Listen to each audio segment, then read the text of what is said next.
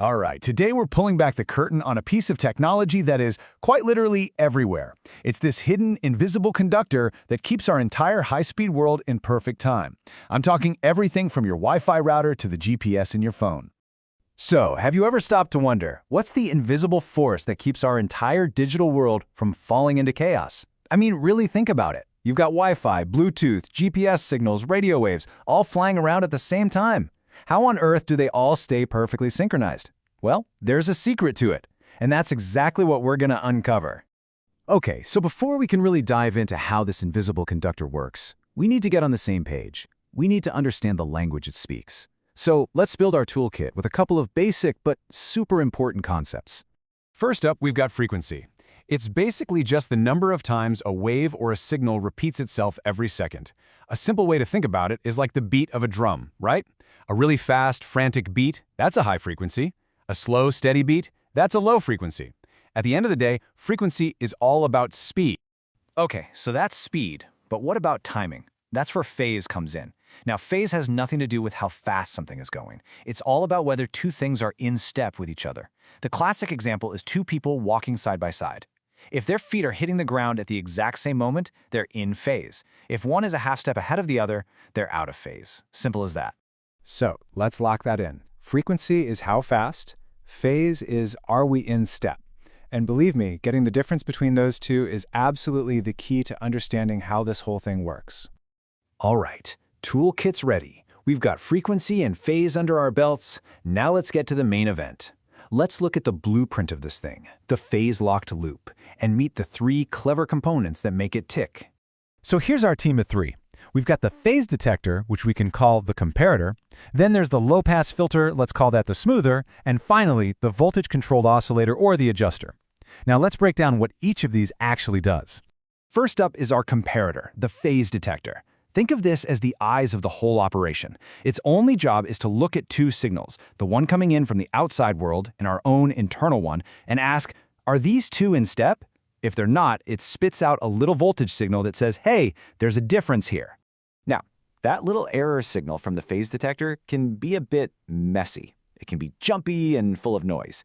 That's where the smoother, the low-pass filter steps in. It's kind of like the brain of the system.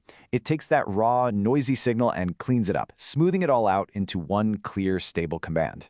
And that clean command goes to our third component, the adjuster, also known as the voltage-controlled oscillator, or VCO. You can think of this as the legs or the muscle of the system. This is the part that actually generates our internal signal. And here's the cool part. It can speed up or slow down based on that voltage instruction it gets from the filter. It's the part that actually makes the change. So we've met the players, the comparator, the smoother, and the adjuster.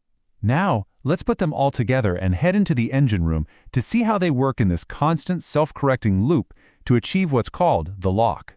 And the goal of this entire system? It's actually really simple, but incredibly powerful. The whole point is to make the VCO signal perfectly match the incoming reference signal, not just in speed, but in timing, to lock them together so they are perfectly in sync.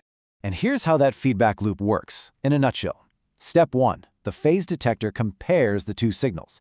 If they're not aligned, it generates a tiny error voltage. Step 3. The filter smooths that error into a clean instruction. And finally, step 4, the VCO uses that instruction to adjust its own speed, trying to reduce that error.